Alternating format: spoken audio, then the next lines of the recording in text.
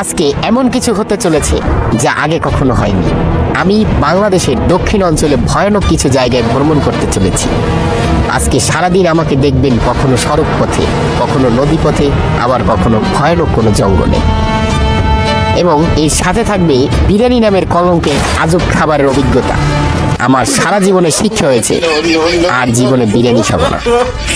চলুন শুরু করা যাক বাংলাদেশের দক্ষিণ অঞ্চলের দ্বীপময় উপজেলার স্বরূপকাঠি এবং অজানা ও জঙ্গল বা দ্বীপে ভ্রমণ। সারাদিন আমি রাসেল ও আমার সাথে থাকবে বিশেষ একটি টিম।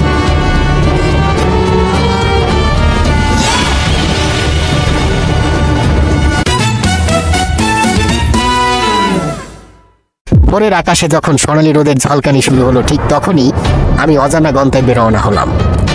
হাড় কাঁপানো শীতে আমি কিছু মানুষের কুবুদ্ধিতে বের হলাম।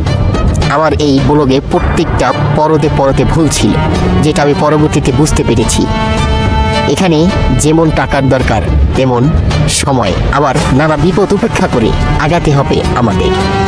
একটি বিপদ আপনাকে অনেক কাঁদাবে, সেটি হলো আপনি যখন ঘুরতে বের হবেন পথের মধ্যে এমন একটি অজানা স্থানে যদি আপনার বাথরুম চাপি, তখন মনে রাখবেন এটি আপনার জন্য এতটাই যন্ত্রণাদায়ক যে এর থেকে মঙ্গল গ্রহে যাওয়া আপনার জন্য সহজ হবে।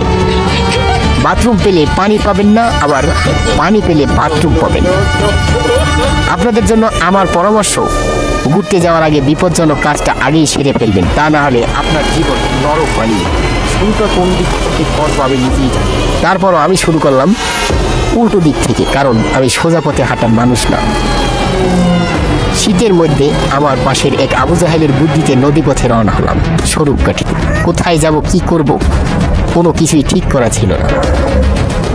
গিয়ে তারপর নাকি ভাবতে হবে কোথায় যাব। আমি সেই আবু জাহেলের বুদ্ধিতে এক কথায় শীতের মধ্যে ট্রলারে উঠলাম। 20 মিনিট পর বুঝতে পারলাম আমি আবার ভুল করলাম, কারণ শীতে ট্রলারে যে বাতাস ছিল তা অত্যন্ত মর্মান্তিক।